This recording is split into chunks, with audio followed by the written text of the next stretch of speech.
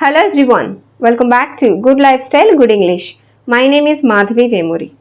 ఇవాల్టి వీడియోలో మనము ఒక 100కు పైగా వెర్బ్స్ నేర్చుకుందాం. అంటే క్రియా రూపాలు, verbs, verb కాంజుగేషన్స్, V1, V2, V3 అంటూ ఉంటాం కదా. సో రోజు ఉపయోగపడేటువంటి వొకాబులరీ అనమాట ఇది. మనకి డైలీ బాగా యూజ్ అయ్యేటువంటి వెర్బ్స్ అనమాట ఇవి.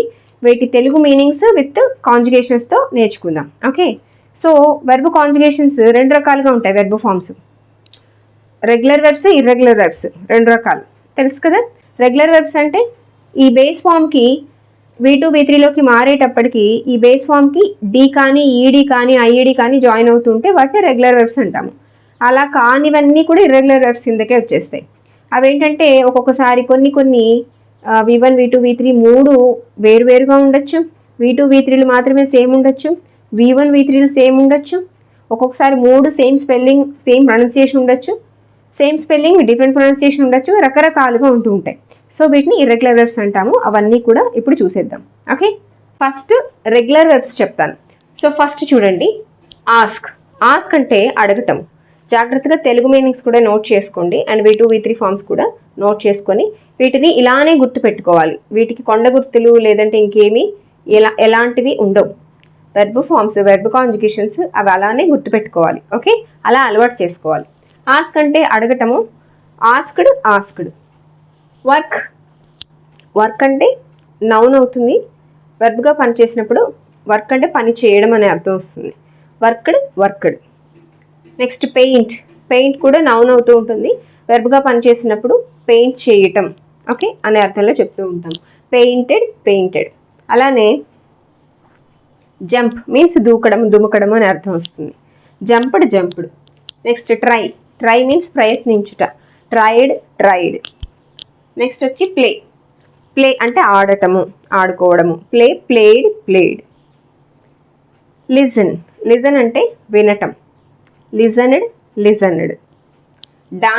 డాన్స్ మీన్స్ డాన్స్ చేయడం, నృత్యం చేయడం. డాన్స్ అనేది నౌన్ అవుతుంది. సో అది వెర్బ్గా యూజ్ చేసినప్పుడు డాన్స్ చేయడం అంటే నృత్యం చేయడం అని అర్థం. డాన్స్డ్. నెక్స్ట్ వచ్చి కుక్ వండటం. కుక్డ్. నెక్స్ట్ వచ్చి షో మీన్స్ ప్రదర్శించుట. షోడ్. షో అనేది నౌన్గా కూడా వస్తూ ఉంటుంది. బట్ అది వెర్బ్గా వచ్చినప్పుడు వాటి కాంజుగేషన్స్ ఎలా వస్తాయి? షోడ్. విజిట్ సందర్శించుట. విజిటెడ్. కాల్ అంటే పిలవటము. కాల్డ్. నెక్స్ట్ వాక్ మీన్స్ నడవటం. వాక్డ్. టాక్ మాట్లాడటం. టాక్డ్. వాచ్ చూడటం. వాచ్డ్. ట్రావెల్ అంటే ప్రయాణం చేయడం. ట్రావెల్డ్. హెల్ప్ సహాయం చేయుట. హెల్ప్డ్. లివ్ మీన్స్ నివసించటం. Okay, lived. క్రై ఏడవటము. క్రైడ్. లాఫ్డ్ నవ్వటం. స్మైల్డ్. స్మైల్ అంటే నెమ్మదిగా కొంచెం చిరునవ్వు నవ్వటము. లాఫ్ అంటే గట్టిగా నవ్వటం. Okay, smiled. వాంట్ అంటే కావాలి అనుకోవడం. Okay, so wanted. నీడ్ అంటే అవసరం అవ్వటం. నీడెడ్. నెక్స్ట్ లుక్ అంటే చూడటము. లుక్డ్.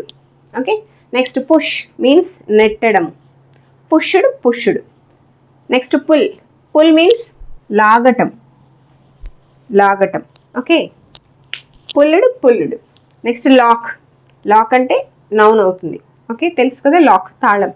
ఇక్కడ వెర్బ్ అంటే ఎలా వస్తుంది? లాక్ మీన్స్ తాళం వెయ్యటము, పని. లాక్డ్. క్లోజ్ మీన్స్ మూసివేయడం. Closed. Next receive means receive చేసుకోవడం, మీన్స్ తిరిగి తీసుకోవడం, అందుకోవడం అని అర్థం వస్తూ ఉంటుంది. రిసీవ్డ్. నెక్స్ట్ క్రియేట్ మీన్స్ సృష్టించడం. క్రియేటెడ్. ఇమాజిన్ అంటే ఊహించుకోవడము. ఇమాజిన్డ్. ఎక్స్ప్లెయిన్ వివరించటం. ఎక్స్ప్లెయిన్డ్. డిస్క్రైబ్ వర్ణించడం. డిస్క్రైబ్డ్. అనలైజ్ మీన్స్ విశ్లేషించటం. అనలైజ్డ్. అలానే కంపేర్ పోల్చడము, సరిపోల్చడము. కంపేర్డ్. నెక్స్ట్ ఎవాల్యుయేట్, మూల్యాంకనం చేయటం. Evaluate, evaluated, evaluated. So next 37th one discuss. Discuss means discuss చేసుకోవడం అంటూ ఉంటాం కదా, చర్చించుకోవడం.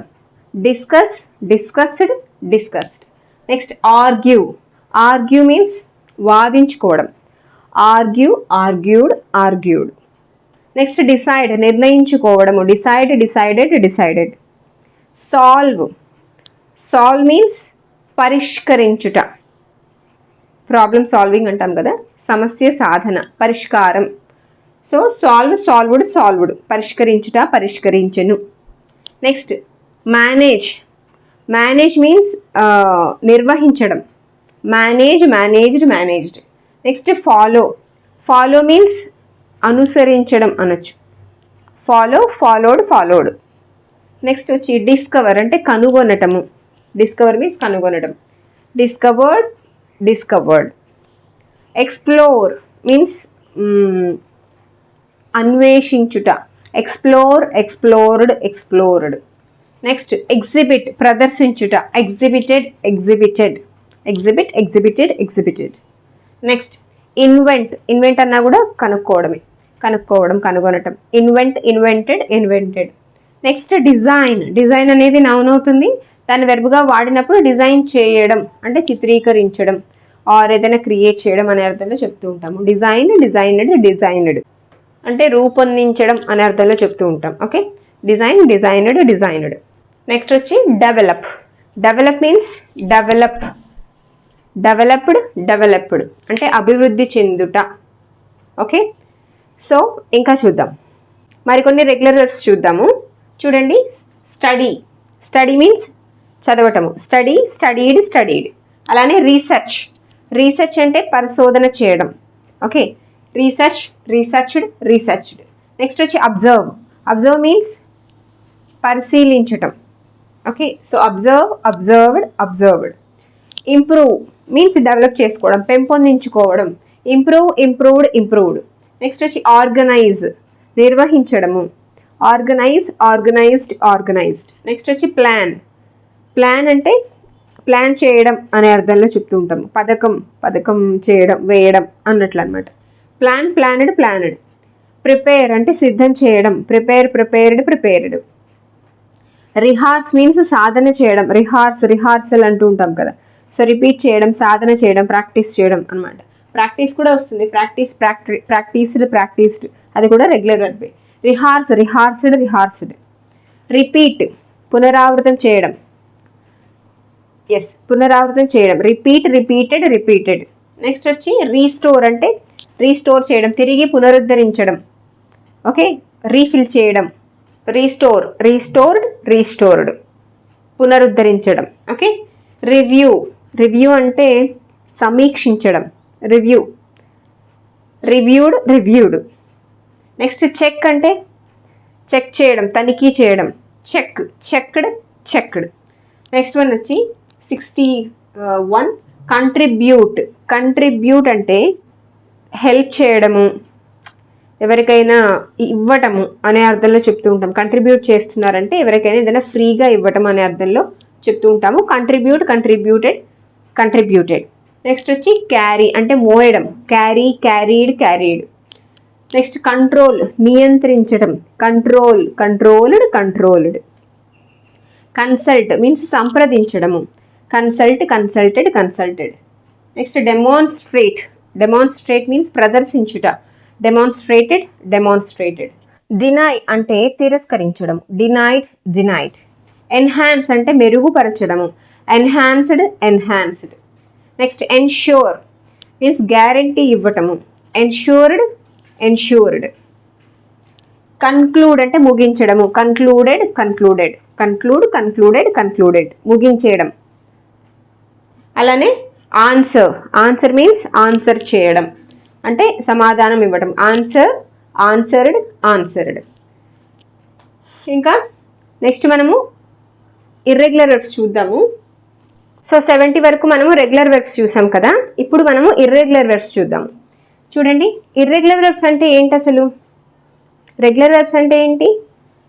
బేస్ ఫామ్కి డి కానీ ఈడి కానీ ఐఈడి కానీ యాడ్ అవుతూ ఉంటాయి ఆ వర్డ్ని బట్టి. ఓకే, ఇర్రెగ్యులర్ వెర్బ్స్ అంటే ఈ రెగ్యులర్ వెర్బ్స్ కానివి, అంటే past form past participle form రెండు వేరుగా ఉండొచ్చు, లేదంటే ఆ రెండు ఒకలా ఉండొచ్చు.